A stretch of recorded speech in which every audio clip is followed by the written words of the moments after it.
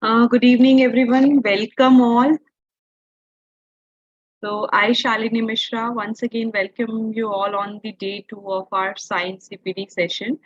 And today we'll be talking about in detail of using inquiry to support deeper learning.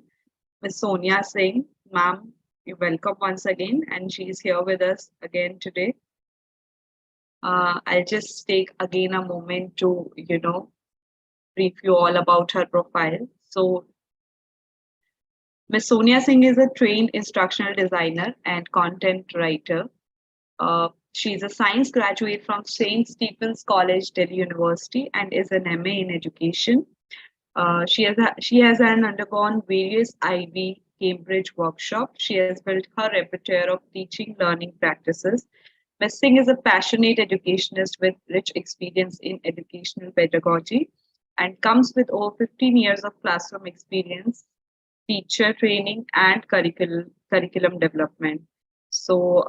With so much into her profile, she's here with us today. And with yesterday's session, like I have again, and I have an idea how and what we'll be learning again today from her. So I think the session is going to be very insightful again today. Ma'am, welcome once again. Before we start, uh, I'll take a moment to brief you all about the housekeeping rules because today is a quiz day as well. We'll have the quiz round at the end of the session. So I'll tell you in detail about the quiz also. But again, the same rules are here that will keep you all, all the participants on mute throughout the session. You can have all of you all can have a pen and paper to jot down the important information. This time we have enabled the chat box for the question answers round. The chat box will be enabled throughout the session and will not be going to disable it. So please use it. Whenever there are questions and answers, and in case you want to interact, you can use it. Quiz will be conducted at the end of the session today. The Google form link will be shared on the chat box for the quiz. You will have to fill in all the mandatory details. So please ensure that we'll share with you the Google form link of the quiz. And if you have registered for today's session, you can, fill in all the mandatory details for the quiz. And three winners will be selected based on the quiz score. Each winner will will receive an Amazon voucher of rupees 5,000 as a prize. So as again, I would want to mention this point that three winners will be selected based on the quiz score.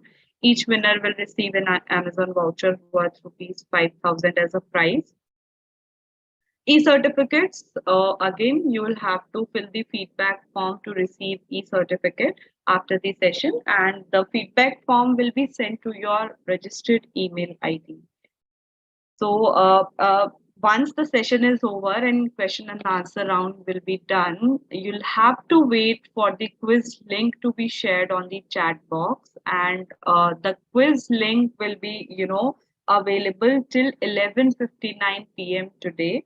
So not today, 18 till 11:59 p.m. of 18 June, the quiz link will be open, and you all can, those who have registered for the session, they can go and answer there, and then we will select the top three scorers, and they'll get a Amazon voucher of rupees 5,000. So, just an important announcement that only the registered participants will be eligible for the prize. So, those who have registered for the session, they will be only eligible to get this vouchers and this prize. And you must have got it registered for 16th and 17th June session. So, you can, you are available or eligible for this voucher. So thank you so much. Thank you for your, giving your support and coming here with us today and, giving us your time to attend this session. Now I would request our honorable speaker, Ma'am Sonia. Ma'am, over to you now. I hope I'm audible. Thank you so much, Sharani. Thank you so much for this. I'm really happy to be present today, the second day for this. It's truly been a great experience interacting with everyone and, of course, meeting you as well. So thank you so much, everyone. And Welcome to all the participants once again. If you were with me yesterday, I welcome you, which means something must have gone good yesterday, and that's the reason you're here. For all the participants who've just joined in, I hope that there will be some takeaway for you. So let's begin. Just give me 2 seconds. I'm going to just share my screen.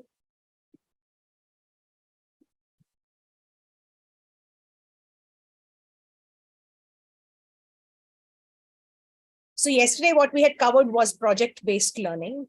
And today, what we are going to be doing was inquiry. I know there were certain queries that came up yesterday, also trying to differentiate between the two. And hopefully, after today's session, all those questions would get sorted out. Otherwise, I'm always there to answer your queries. So let's begin by inquiry to support deeper learning. Once again, by default, I'll be giving you some science examples. Nevertheless, inquiry is something which can be done for all your particular subjects, that whichever ones that you teach.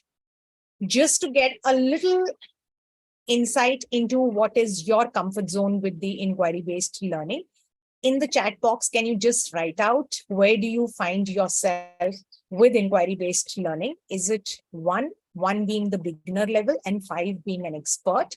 So where are you? Because it will just help me take the session at that particular level. So if you can quickly just take 2 seconds and type the number out.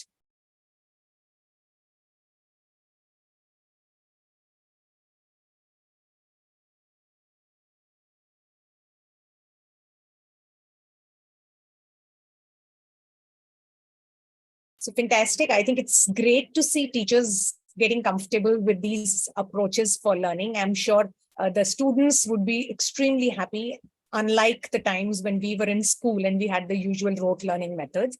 If all of you are using these in your classrooms, your students will thank you all their life. So presuming that most of you are at 3 and 4, that's how I will plan out the session and give you examples accordingly.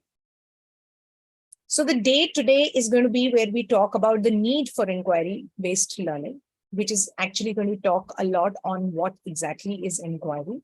We will also cover the different types of inquiry so that you can look into that when you conduct inquiry classes, which is the type that you are actually intending to follow. Also, when you create your learning experiences in your class for your students to actually learn through them, are they really authentic inquiry? And then finally, the biggest question that arises for every educator is, how do you assess these inquiry-based learning? So let's take a quick look. Let's have the first picture with the male teacher sitting teaching. Call that picture as picture 1 and the other one as picture 2. Just look into yourself, self-reflect, and tell me, what does your classroom look like? Is it picture 1 or is it picture 2?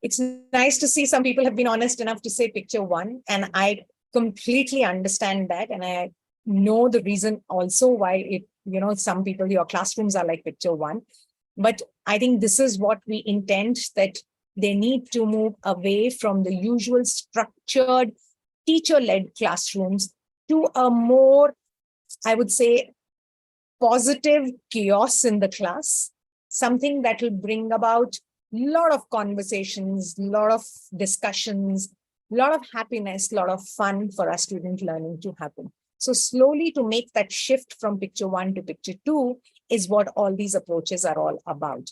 Of course, the moment you do this little shift, what you need to keep in mind is that certain decorum needs to be maintained. And also all the noise and all the chaos which is there needs to be very constructive noise. So let's come to the what of inquiry. So what exactly is inquiry? Whatever word that comes to your mind when you think of inquiry, can you just type out the word? What do you think inquiry is? You can use the chat box to type out.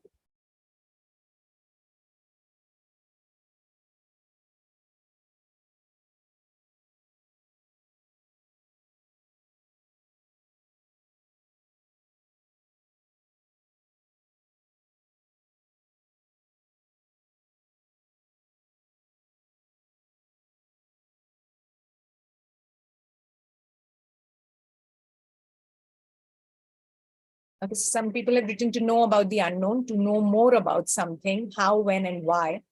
Research, questions, queries, to ask questions, find out, and to be curious. So if I go by the exact dictionary meaning of what inquiry is, it is actually the process of asking. If you consider your own live example, anytime we go to a particular place and we need some information, there is always an inquiry counter. And what do you go there and do? You ask questions. You will get certain answers which may satisfy you and may not satisfy you. Based on the answers that you are getting, you may further ask questions to them. Every time, suppose in case if you need to catch a train, you need to take a flight, you need to plan out a holiday, you need to do this, you would ask questions. And through those questions, you would get the answers or the informations that you are looking at. Is it always that you get the right answers? Or is it that you leave sometimes with questions? That's what inquiry is. Not necessary that your one question will give you the exact answer. They would lead to further questions. So inquiry is nothing, but it is the process of asking and asking through questions. So that was definition of the word inquiry. Let's look at what is inquiry-based learning. These are some of the multiple definitions which philosophers and educators talk about. So the first one that it talks about is it's a student-centered approach, which is very, very true. The student always remains at the focus, and it encourages the students to ask questions and investigate real-world problems. The second one is it's more than asking a student what he or she wants to know. It is about triggering their curiosity. It's also a learning and teaching method that prioritizes student questions, which is again very, very important. It's a form of active learning, which you call as hands-on, experiential, learning by doing. It's a form of that kind of active learning that starts by posing questions. It's an approach to learning that emphasizes the student's role in the learning process. And of course, finally, it is that where students are encouraged to explore different resources, their materials, ask questions, and share ideas. In all these multiple definitions which we come across, there are two most important cue words that come up. Can you guess what are those two words? What are the two most important words or the cue words that you saw in the definitions which I just read out to you for inquiry-based? You can type out in the chat box.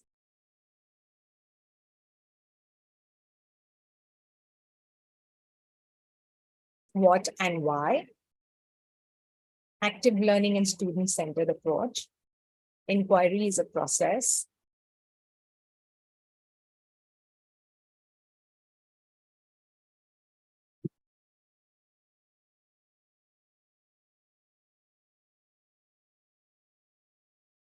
So the first word which stands out was questions.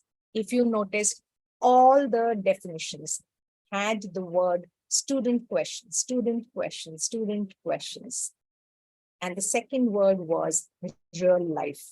So they were more to do with real world, to apply, to explore, and all of those.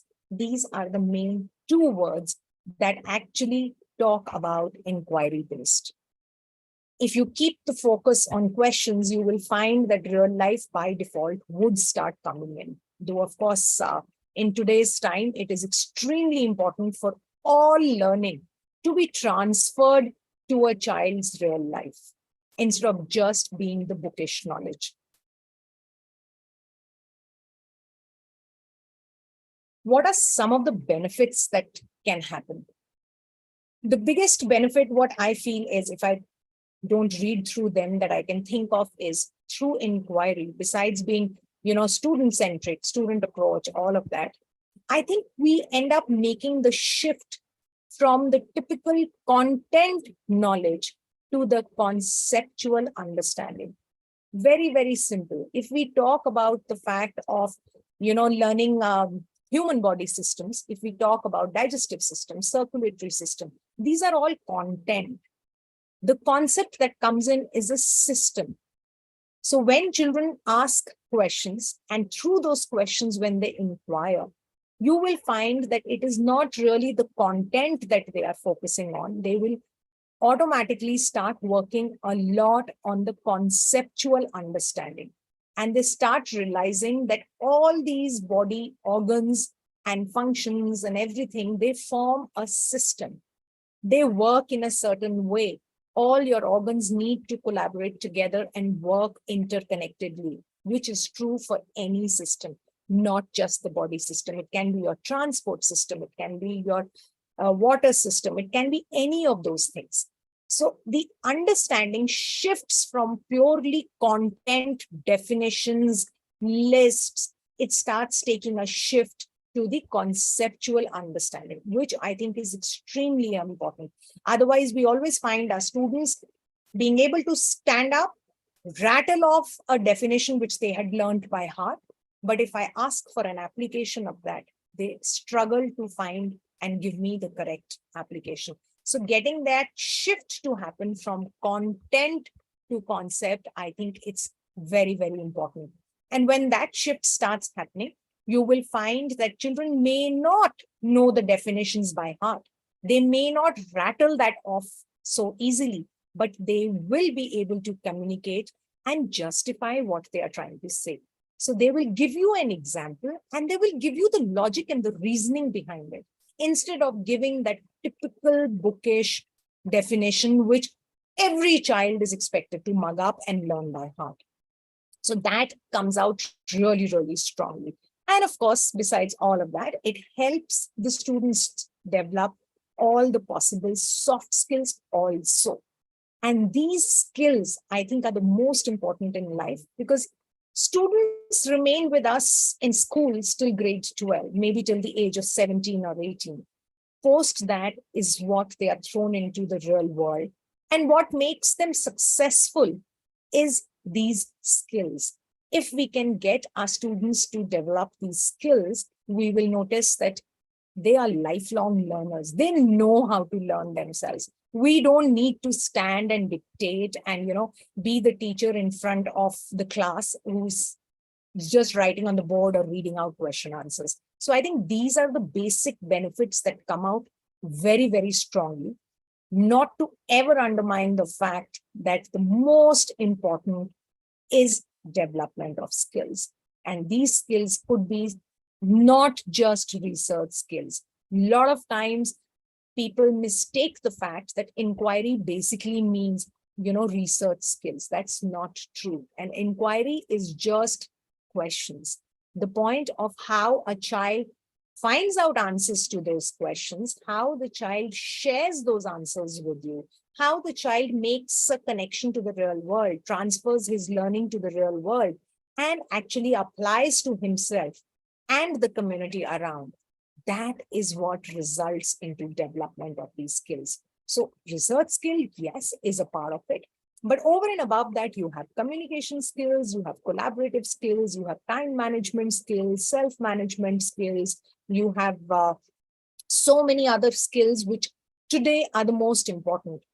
Even for our Indian curriculum that we talk about, NEP lays a lot of stress on this.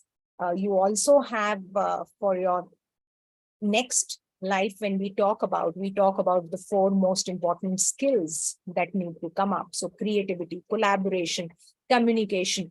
These are most important skills that are required, and inquiry will help your students develop a lot. Once you get that belief in you, I think the justification of why we need that inquiry is achieved. And you as an educator, if you achieve that and believe in inquiry, you will find that you will become a better inquiry teacher.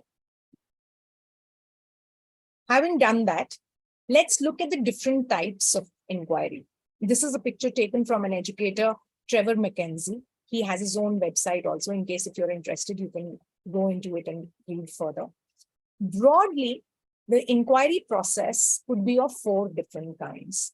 It talks about structured inquiry, Controlled inquiry. Controlled inquiry is also sometimes called limited inquiry, guided inquiry, and finally, your free inquiry. Very subtle differences between them, but we need to identify what are the differences, because eventually you must aim at taking your students from the structured inquiry to becoming so confident that they can take forward a free inquiry. Because the moment students can take in a free inquiry and learn from that free inquiry, they have become independent learners. So it's like your swimming pool, actually, if you see. So structured inquiry is right the beginning, the shallow part, and how you just keep moving deeper into it. Structured inquiry is where the students will follow the lead of a teacher. So the teacher will have specifics, right? Let's do this. The whole class will do that same one inquiry. The limited inquiry is where the teacher will select a topic. We'll also identify how to find out those answers from, whether it is from a field trip, whether it is go to the library and take out books, but the teacher decides on that. And the students will use all of those material to find out the answer to those questions. Most of the time, questions also are created by the teacher in this particular case. Guided inquiry is what mostly, is easier to manage and do it, and giving students a free hand in their learning, is when the teacher just chooses the topics. She will also think of some questions which she feels are right and will be able to lead, but the rest student decides. So the students will be the one who will, from those questions, maybe come up with more questions, decide how do they want to find out the answers, what is the particular way, do they want to go to the library, do they want to do a research, do they want to go and meet an expert about that particular field? But the students decide on that. And then finally, they present it the way they want to present the learning that they have. And last, what we expect all students must be able to do, that's the ideal situation, because again, after grade 12, when they graduate and move into this college scenario, we would like them to be independent learning students. So the students should be able to pick up a topic of their own and then decide what to do ahead with it. They don't even know what is the outcome of it, but they are the ones who will actually do this. So that is what are the 4 types of inquiries which are there.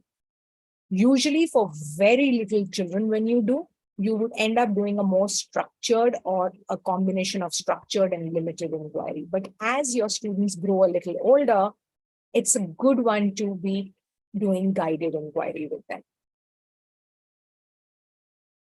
And what really happens in these inquiries is that for your controlled or limited inquiry, these are those very typical, if I think of science as a subject, and when I talk about, these are very traditional labs where students go and they do the experiments, where we know what the result is. I know for a fact I've done chemistry in my college time. I mean, I knew they would give us the salt mixtures and we had to identify. I knew what was the salt that they wanted. I already knew what the outcome was. I knew these were the 4 steps I'm supposed to do. So that's really a very controlled or a limited inquiry. Just that one little question, identify which salt do you think is in it, and that's it.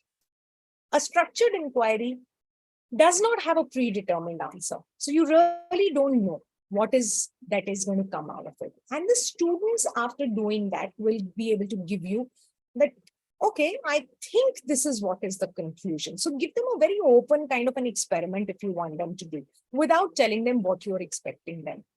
Guided inquiry, once again, is where there is no predetermined answer or a method.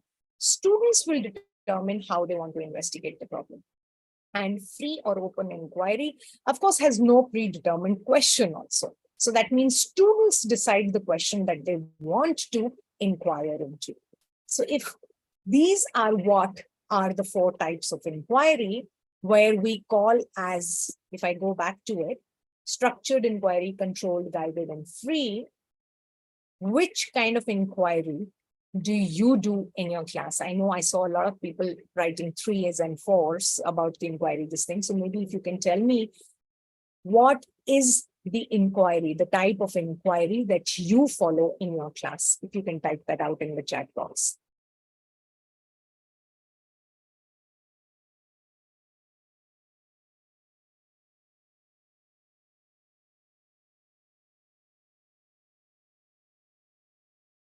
So free inquiry demands time. It's completely true. Actually, in fact, I would say that all the inquiries demand a little bit of time. Uh, Free inquiries are very useful when you leave them up to students. You don't try and fix out the time. You can tell the students that they can pick up a topic of their choice and go into their own free student inquiry. And when they feel they are ready to share with the class, they can come in and share with the class. Remember, the difference between a project-based learning and inquiry-based learning is exactly that. Project-based learning had to have an end product to share with, whereas an inquiry-based learning, there is no end to it. There is never an end to inquiry-based learning. It is where the students or the teachers, as you go, you will decide, okay, fine, we mark an end here. So you may have further questions also. So you can leave it free to the students that how long, how much of time do they want to consume for this? And you can go over.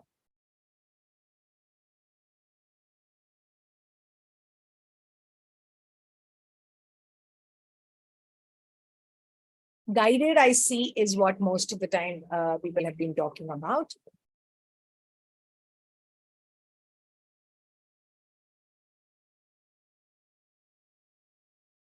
Okay, so great. Some have also said they've done controlled inquiry, which is again true.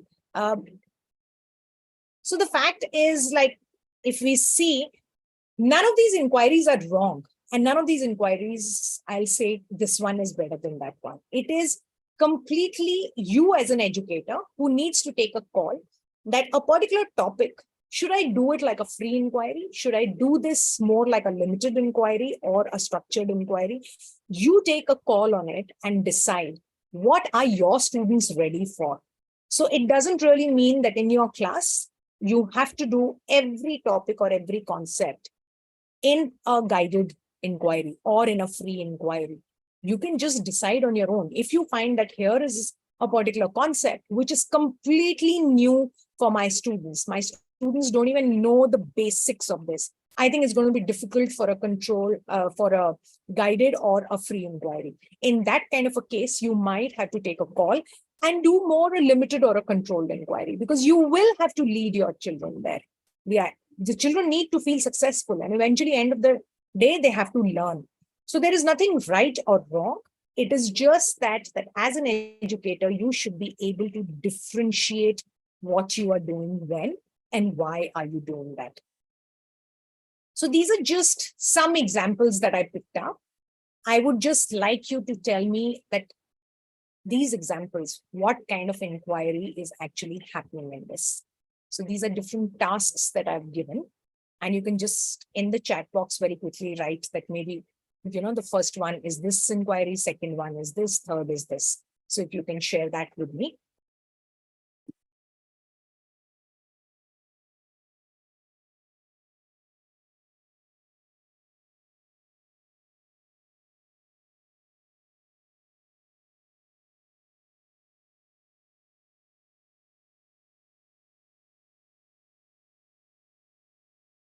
So these are what are the answers. Yes, some people had mentioned that the first one is structured, which is very, very true. Again, nothing wrong, nothing right. It is just that be able to take a call as to which is the inquiry which you are following in your class. Because when you as an educator, you are aware, there is a reasoning behind it as to why you're doing that kind of an inquiry.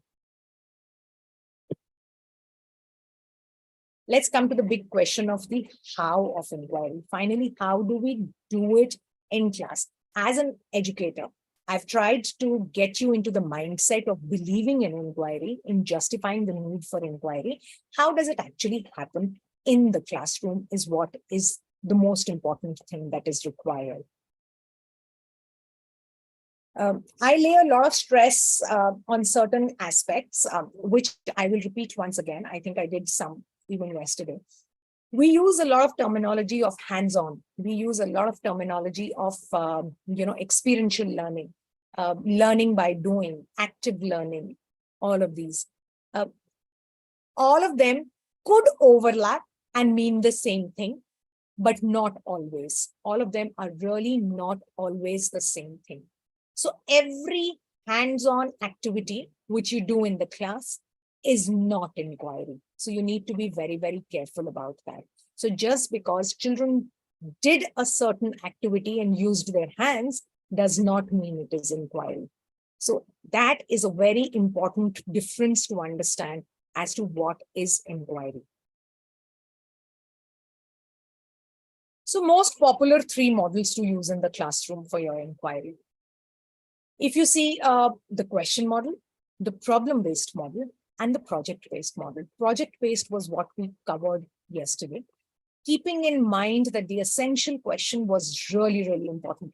That essential question was a question which was usually, most of the time, framed by the teacher. It could be in collaboration with the students, depending on the age group of the students, but otherwise the teacher would decide on what that particular question is. And based on that question, further, the students would gather the information. The usual question model that we talk about is where there are multiple questions. There are a whole lot of questions. Students are just aware of a certain topic, and to know that complete topic, they will have loads and loads and loads of questions on it. And problem-based is where you will identify a problem around you specifically, and then the children will inquire. That means ask more questions. So the teacher starts it, and then the students pick up further on it.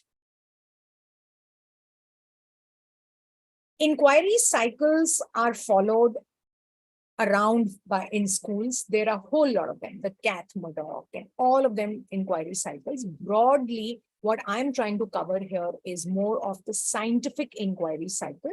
But you will notice just the terminology is different for different inquiry cycles. The meanings just remains the same. So you could start with something which is like ask, where there are questions. The students look at those questions, they finally further hypothesize and try and understand and think about the fact that what will happen. They finally do some testing or an experiment, or what are the resources that they're going to be using.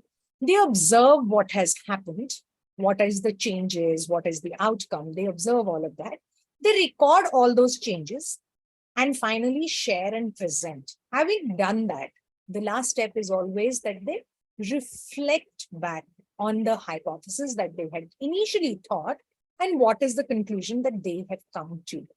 Also, to understand that these inquiry cycles have the arrow going both ways. So they are not linear. They are not 5 steps or 6 steps, as we call it. They are cyclic in nature. You could have students ask a question, hypothesize, test, and then suddenly feel, oh, no, I need to go back and have maybe a few more questions that I need to frame. And they could go back and frame a few more questions. From there, they would then come down to test again and then observe and suddenly realize, I missed one particular test or an experiment. Go back to test. So these are cyclic. So that means a student could go in any direction at any particular time. It's not stepwise. It's not 1, 2, 3, 4, 5. So that is the difference. That's why they are called cyclic, and they're not linear steps that you have. So coming to this, I'm going to just ask you that if you know that your students would ask questions, they would then hypothesize, and then they would test and observe and record and reflect, looking at these 3 scientific inquiry tasks that we have, which one do you think is authentic scientific inquiry? A, B, or C? Just take a minute to read these carefully and let me know. You can type out in the chat box which one of them is an authentic scientific inquiry.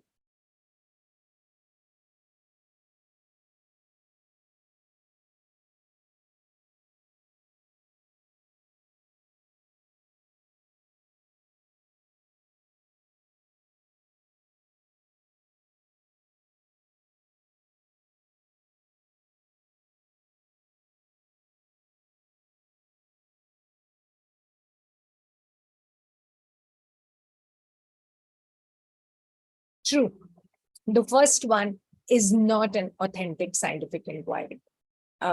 Anyone would care to just very quickly type in as to why do you think what is missing in the first one? Why is it not really? It is an activity. Remember, they are doing hands-on. They are cutting out pictures and they are pasting. So why is it not a authentic scientific inquiry? There is no question. Fantastic. Yes. So that is exactly the difference that I was trying to say. So we as educators, when we try and very loosely use the term, oh, I do a hands-on activity in my class and I call it inquiry, we should try and avoid doing that. We should try and make it understand. Hands-on, the words like hands-on, activities, experiential learning sometimes are used very, very loosely. They are activities or experiences which the teacher has decided and she's making the students do.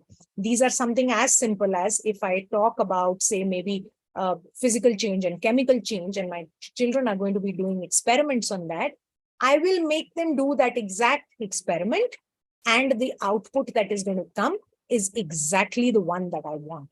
That is just an activity. It is not an inquiry. This is another one of the inquiry cycle. This is by John Spencer. This is also very, very popular. If you notice, my reason for showing this particular inquiry cycle is also that just to tell you that basically the whole process remains the same, but these inquiry cycles might just have different names. So, they may have terminologies like provocation, tuning in, asking a question, starter, plenary. They all have these kind of questions, but they all mean the same thing. So there is no confusion. So, just feel comfortable when you pick up a particular inquiry cycle and you make your students go through that particular aspect. Your students don't need to know these inquiry cycles by heart, but it's a great way to follow an inquiry cycle in your classroom. Maybe put it up on a board and you can get your students to actually map themselves and say, hey, this is the particular phase that I am working on in my inquiry cycle. Because then children start to understand that this is where my questioning had started and this is where I had reached. So it's a great way to have this put up in your class and ensure. Also, it kind of reinforces the fact that you follow the inquiry process completely and you don't get lost or bogged down because of lack of time that usually teachers are struggling with. These are just some of the scientific inquiry examples. You could begin with maybe what factors affect the growth of the trees, and you can get your spark to come in or the provocation to come in when students notice the different trees around and they see the differences in the leaves that are there. So try and get them. Again, when you plan out a particular inquiry, what is most important is for you to make sure that that particular inquiry will cover certain learning objectives of your curriculum. Because I do understand, as an educator, your focus is again to complete your curriculum, not from the fact of just because you need to be answerable to your heads in the school, but the fact that the child needs to have a certain learning of a certain vertical structure that will move to a certain grade after having done certain objectives. So a child learns about maybe just the external and the internal body parts in the pre-primary kind of a schooling, moves up to learn the different organs, then moves to learn the different body systems, and then finally starts learning about the different diseases and all of that stuff. So there has to be a vertical alignment of these. So you as an educator need to ensure that in your inquiry processes, your curriculum objectives are being met. These are just, again, another example that I have for properties of air maybe that you have. If you notice, most of these, when I say this word spark, I am talking from the fact of that will get them to ask questions. I'm trying to show them or make them do something that will spark off a curiosity in their mind. That question needs to start coming in. Whether you give the question and then they build their own questions, but there are multiple questions that come in an inquiry cycle. It's not finding an answer to just one question. One question will lead to another question, maybe another question and another question. That is why I gave the example that when you go even to catch a train, you go to the inquiry booth and you ask multiple questions on that. So that is what is most important that comes out. I took some live pictures to share with you of how and what the inquiry in your classroom should look like.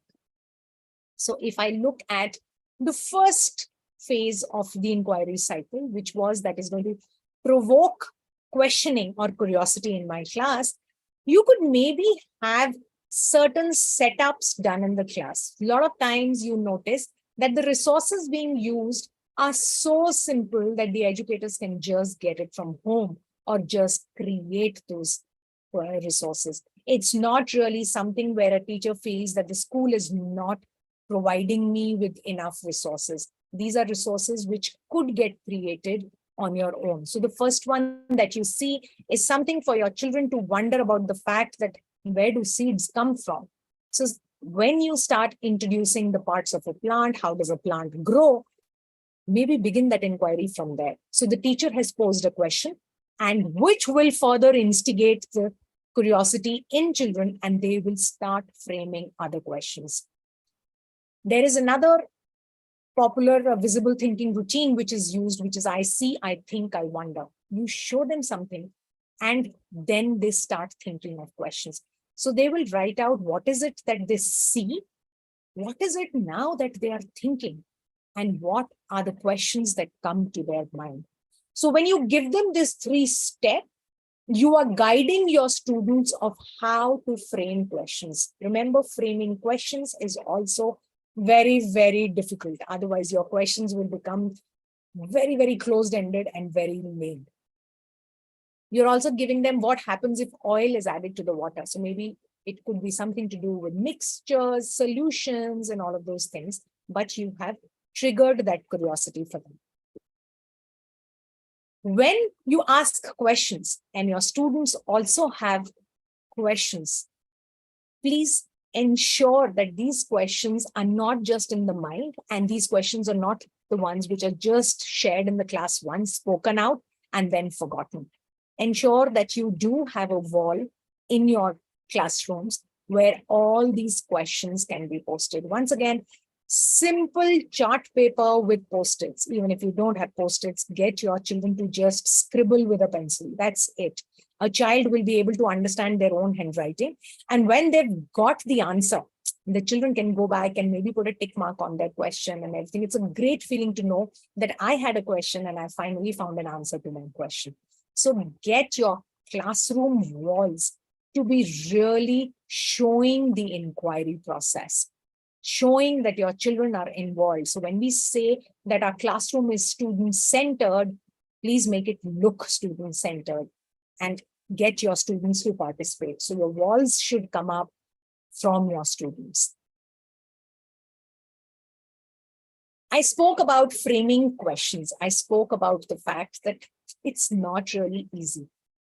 So in case if you're going to begin in your classroom framing of questions, you could also use a question grid like this. You can show it to them and then your students can use this and start framing questions. When they frame questions like this, you will find that those questions are not those superficial kind of questions. They are more deeper into the meaning. Your children will go deeper into the thinking, all that idea of developing critical thinking, thinking skills. These are all where you have to guide them. You have to slowly facilitate a process. So give them a grid like this to frame a question. So if they had to frame a question like, why would the crop burning around Delhi lead to increase in pollution? So maybe that is what you will find, that it falls into the greener region of your question grid. And this is where it comes as the deepest of thinking. And this is also something where usually the AI, when it is giving an answer to you, or the chat GPT, when it is giving an answer to you, it's not 100% correct. So it is something which your child will need to do.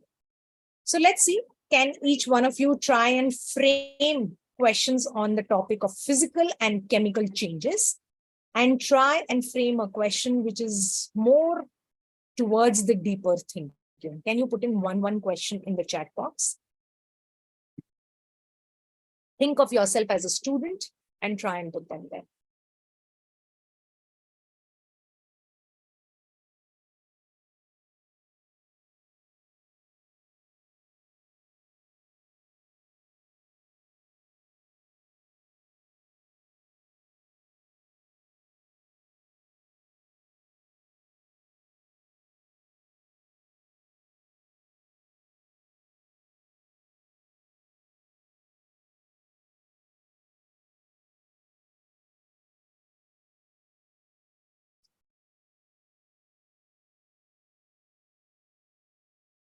Okay, so when you come up with questions like, is melting a butter a physical change or a chemical change?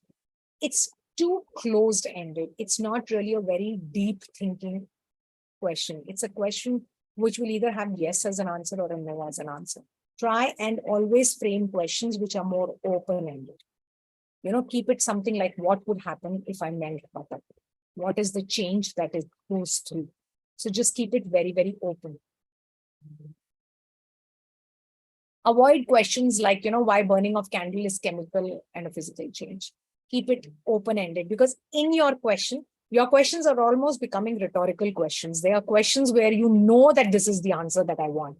So try and keep them very open. Otherwise, it won't lead to further questions. So remember that when you frame a question as a teacher, you have to ensure that your children will further have questions on it. That is the difference between your project-based learning and your inquiry-based learning. In your inquiry-based learning, you have to have multiple questions.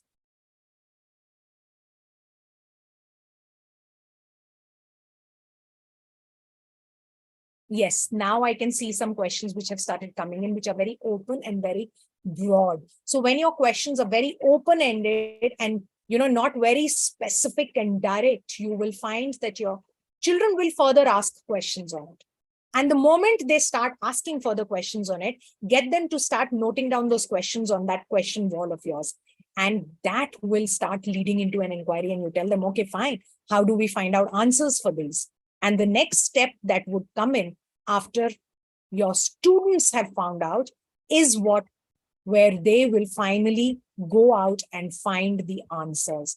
Not always will they get the correct answers, but at least let them try. You are always there as their facilitator to finally fill in the gaps, which is okay.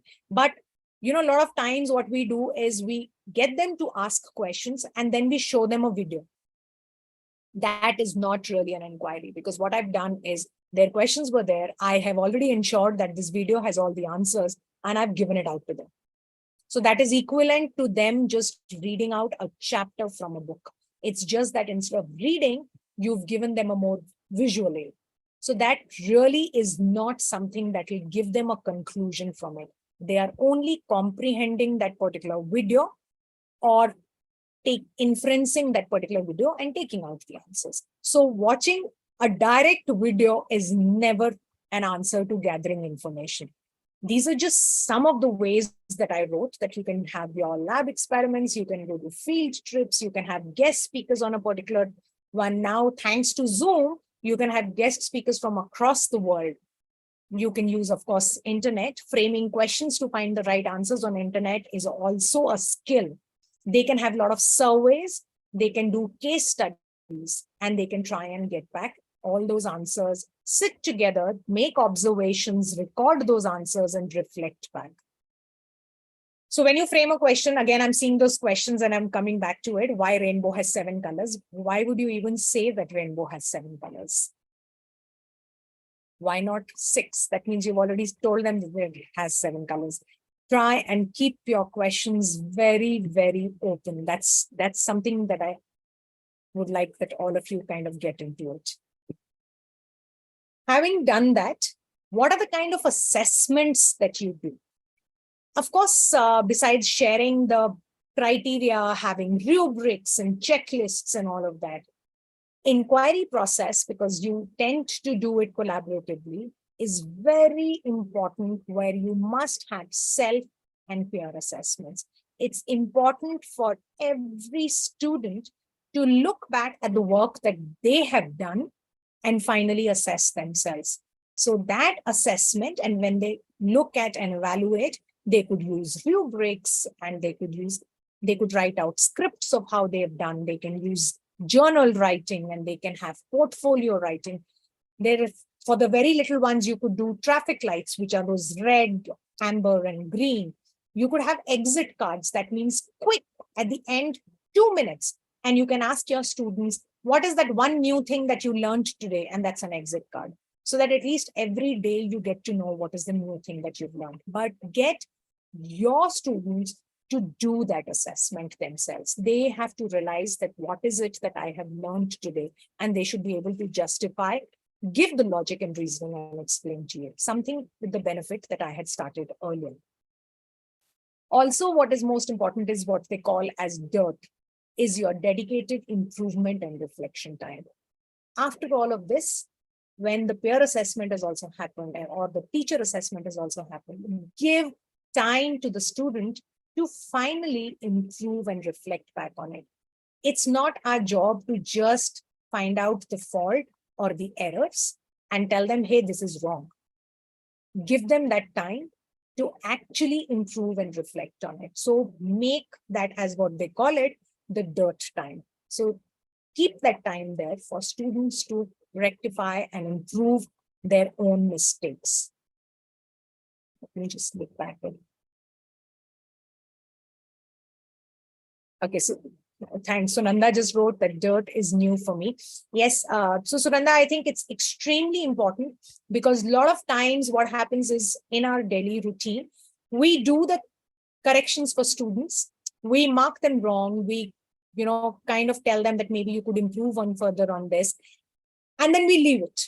We don't have a time slot where we expect our students to sit and work on it. And this is not just for errors. Even a child who's got everything correct, or maybe during the inquiry process has finally been able to find out correct answers for all his questions, maybe you would try and tell him, what if you had to take that one extra step? What is that one question you would further need to find out the answer for? So give that challenge even to a child who's done everything. So that time slot is extremely important. So whether you do it after each little subtopic or you do it towards the end, but ensure that on your timetable, you slot this particular DIRT time for your students. That is what results into real assessment, because a child, when he rectifies his mistakes and does improvement, he's done it for life then, instead of the teacher just doing it for him. So that was what I tried to cover in this little 1 hour that I had. If I went a little too fast, I'm sorry, but there were just some topics which I really felt needed to be covered.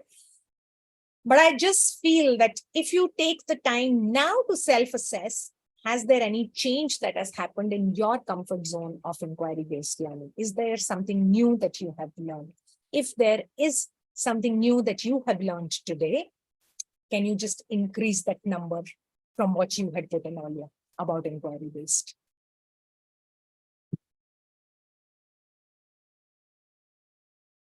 Nice, I see some people at 5, so fantastic. So something what I just did, where I just asked you to identify and do this, is something like an exit ticket, where I've asked you to self-assess yourself. So not really where I am making a judgment, but where I expected each one of you to just reflect back on this 1 hour that we've had together, to remember that, is there that one extra thing that I learned which I didn't know about? And that learning is something which will stay with you forever. So thank you. That is what was inquiry-based learning. Thank you, ma'am. I mean, this was amazing. There were a lot of new things to learn, and there were certain things that even I haven't heard of it yet. So I think our teachers have got a lot to learn from today's and yesterday's session. Thank you so much, ma'am. I would just request all the participants to stay till the end, because we are going to share the link for the quiz. So please stick till the end of the session, and I'll just request our team to share the quiz link. Kindly wait, participants, so that yes. So here the link has been shared. Uh, the quiz link is shared, and it will remain open till tomorrow, 11:59 p.m.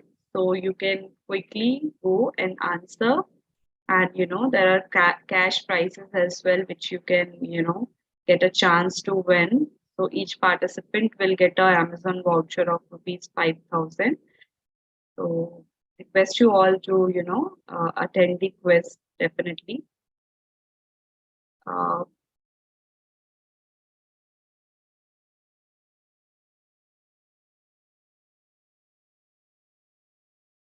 Thank you so much, Sonia ma'am. Thank you for taking out time and being here with all of us and sharing your insights. And it was really an enriching session. So which is quite visible, as our participants are very much comfortable, as they've already rated it to the scale of 5. So that's great, ma'am. Thank you for being here. Thank you so much. And I'll just if I'll just wait for another 5 minutes so that the quiz link is being shared with everyone. Thank And you so much. we may welcome, ma'am. Sorry, ma'am, you were saying something.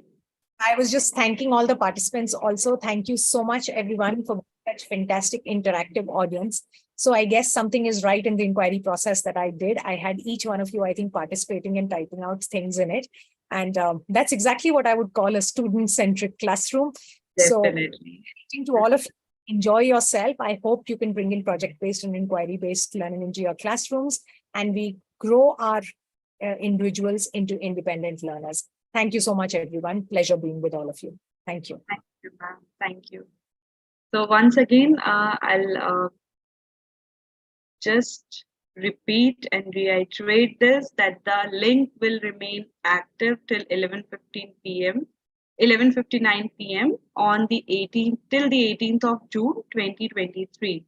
So Shalini, just to add to your point, like if anybody wants to watch these sessions, they can watch it on YouTube. You yes, can see yesterday's and today's session there, and then you can attend the quiz. So it will be more beneficial for all of you. And also, we will select 2 winners, and each winner will get Amazon vouchers worth rupees 5,000 each. So kindly prepare, study, and then attend the quiz. that's a great opportunity. So in case you have missed a part of the session, or in case somebody has missed the session, so this information is available, that the YouTube link, the session was live on YouTube, and it is still available. The link is available. You can go and watch it and then attend the link, and then you can attend the quiz, and definitely you have a chance of winning the Amazon vouchers. So all the best. Thank you so much, everyone.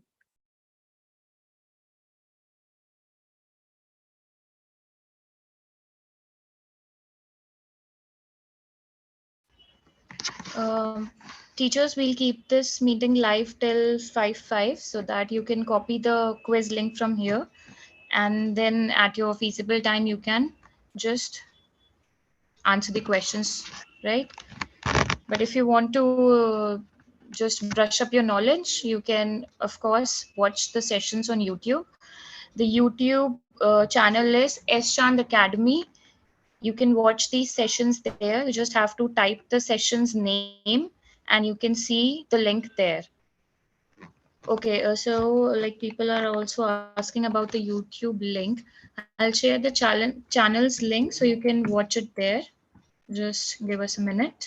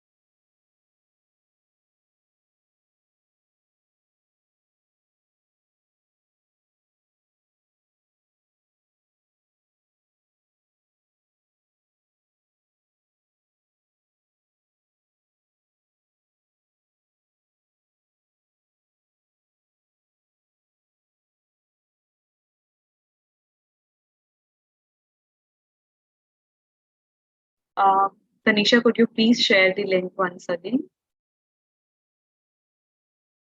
Yeah, just a minute.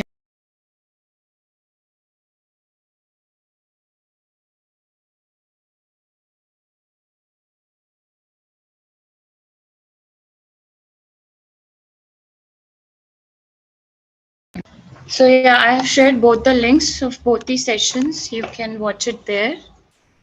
Like all the participants, if they want to revisit, they can do that. I'll reshare it. Just a minute.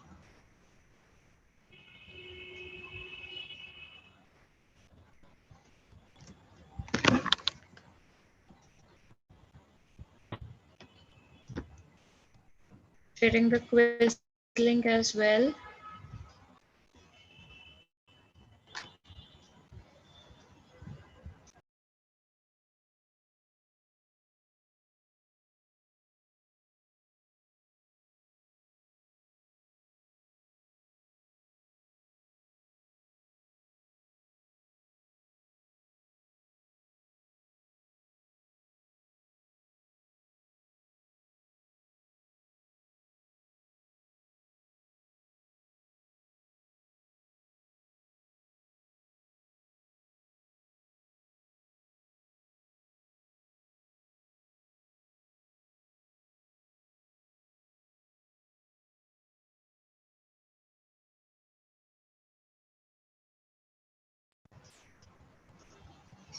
For attendance, you will receive a feedback link after the session.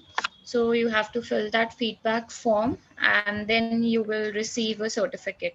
E-certificate will be sent to your email IDs, but only after you submit the feedback.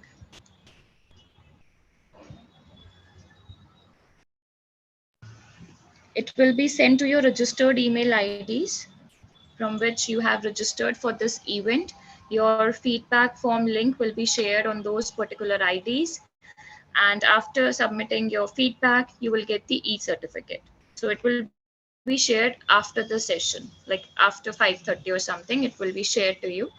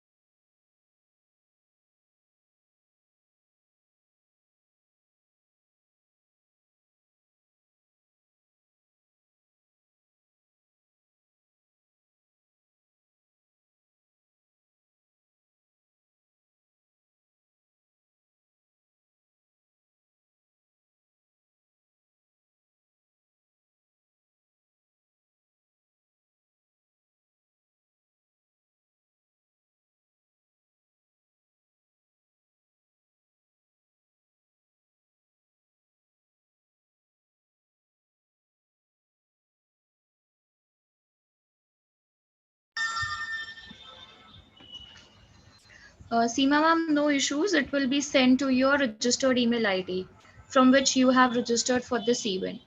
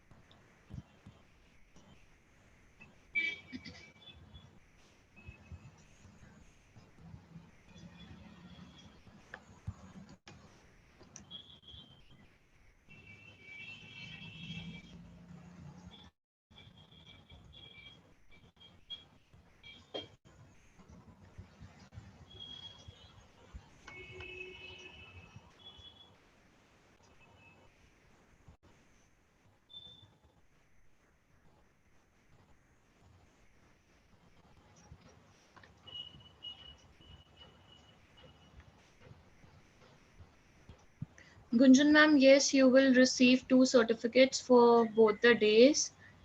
And Seema ma'am, I have reshared the link with you personally so you can check.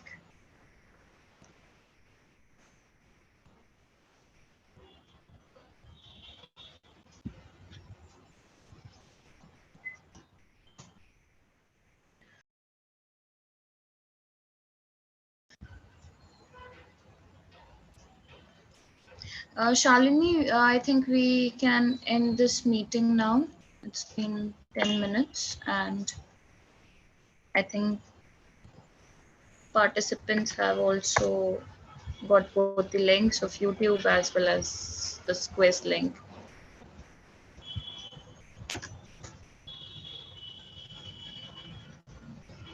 Shalini, are you there? Okay, so thank you everyone. Now we will be ending this session. You will receive the feedback link after this session around 5:30 or something. You will get the feedback link to your registered email IDs. Right, please attend this quiz. The quiz link will be active till 11:59 p.m. of 18th of June, that is tomorrow. I have shared the YouTube links for both these sessions so you brush up your knowledge for that if you want to just check it. And I have also shared the science quiz link. And finally, like for the last time, I'm sharing both the links once again if anybody wants to check. Yes, so now we'll be ending this session. So thank you and have a nice day. Good luck to all of you. Take care. Happy weekend.